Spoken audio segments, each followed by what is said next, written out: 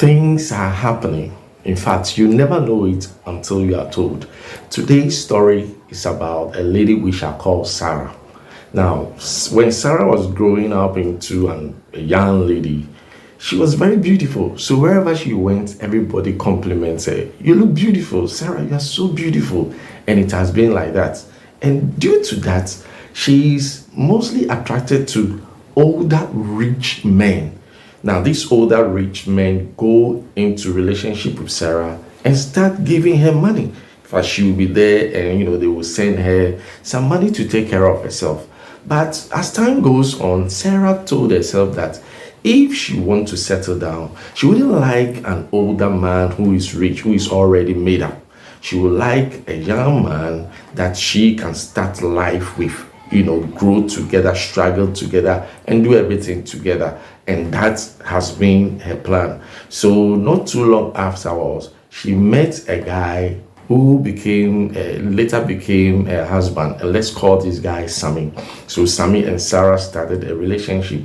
They were into the relationship for some time, and Sammy decided to take Sarah to meet her family, extended family. In fact, when they got there, everybody was full of praises of the beauty of Sarah. They were all telling her, Sarah is beautiful. Sarah, you are looking so nice. And it was like that. A happy and joyous meeting it was. When the meeting was over, the family members, the mother-in-law, the father-in-law, and some other family members decided to, see them off. When they were going, the father-in-law, that is Sammy's father, started having a conversation with Sarah. And in the course of the conversation, the father-in-law said that, look, the kind of lady that you are, my son is not the type of man for you. You have been made to marry a man who is rich and older than you. An older man who is rich, not a poor man like my son. That was what the father-in-law told Sarah. Sarah was taken aback, and then he politely responded to the father-in-law that, I love your son. I'm in love with Sammy, and I will marry him. And so fast forward, they planned their wedding, and on the day of the wedding, it was a joyous moment for all of them.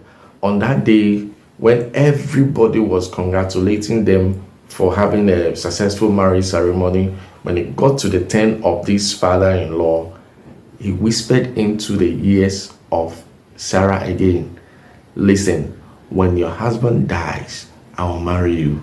That is what the father-in-law told Sarah this time round. Sarah, in fact, this time, because of the people around, she didn't say anything, but within her mind, she said that my husband would never die.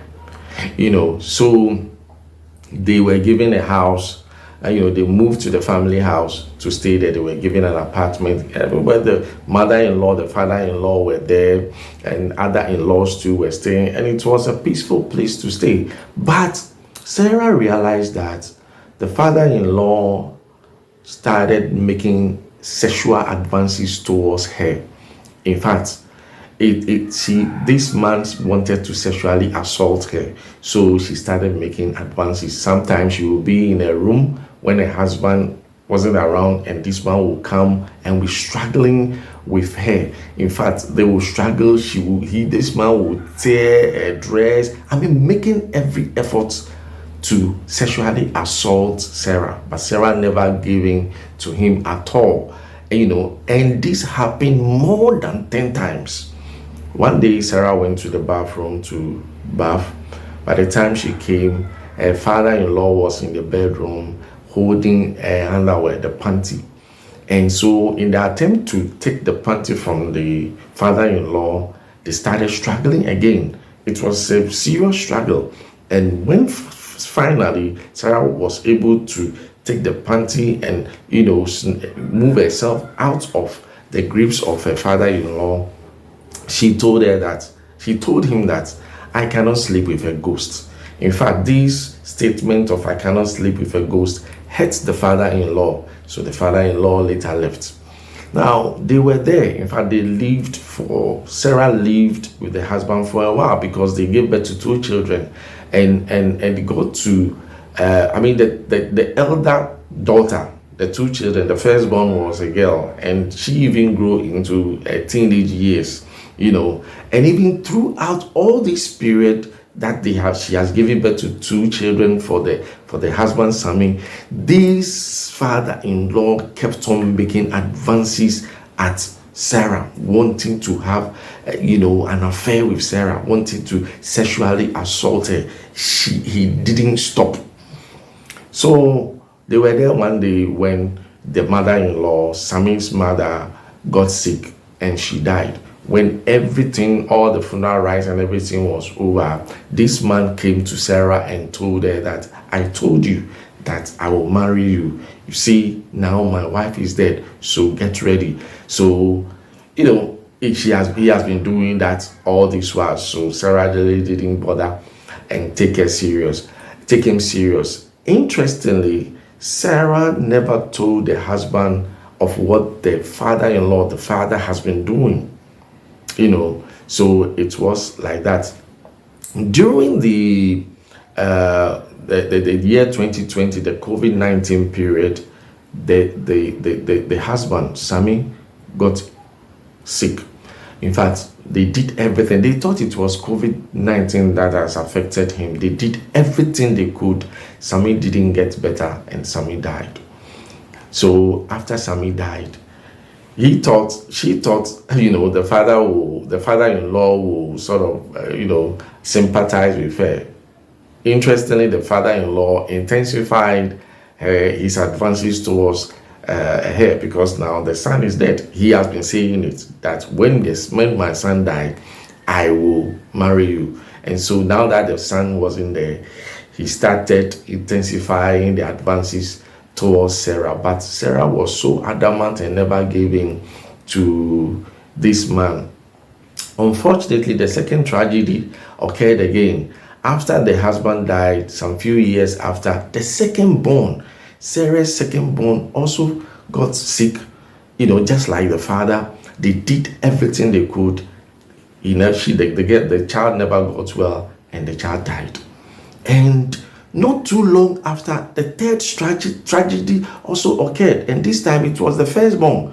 This girl is now in her teenage years, and she started behaving as if she was mad. This girl sometimes will get herself naked and walk around. They sometimes leave the house, will go and will never come. So the way the situation was going, Sarah decided to seek for solution, wanted to find out what was going on. She knew that the father-in-law could have something to do with it, but she couldn't point it out to him. So she started seeking for help from spiritualists and churches, and wherever she went, they pointed the father-in-law as the cause of the predicament. And they kept on telling her that, look, if you don't give in or give your father-in-law what she is looking for, you are not going to be free.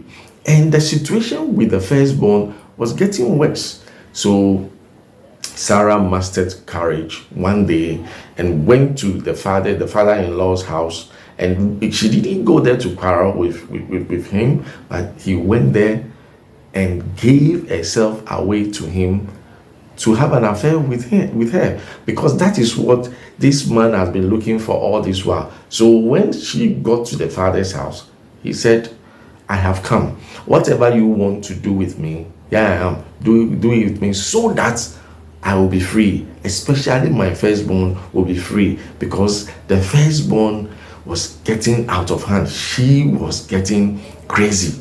She was getting mad. So Sarah got herself naked, lay down on the bed or the floor.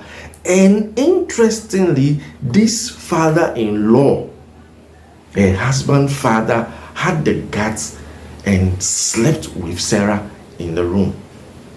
This man was able, true to what this man has been saying, he was able to sleep with his daughter-in-law.